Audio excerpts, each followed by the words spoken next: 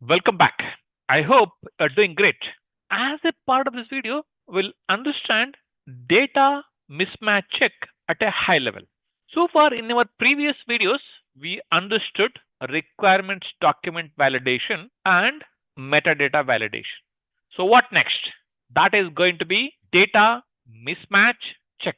So when we talk about the big data testing, as you know, data mismatch check in testing is the validation that identify and resolve any inconsistencies between the source and target. By performing the data mismatch check, data consistency across ingestion, storage, and transformation stages is ensured. How are we ensuring the data consistency across these stages? By validating the accurate data is ingested and it is stored at the right place and all the applicable transformations are applied or validated in data mismatch check.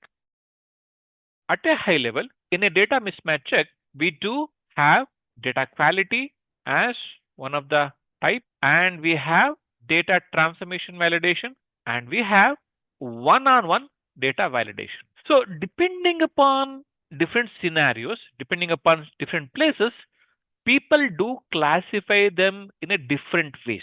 This is one of the classification which we have done based on our experience in the data engineering and data testing. We look at these things one by one in our upcoming videos. Thank you.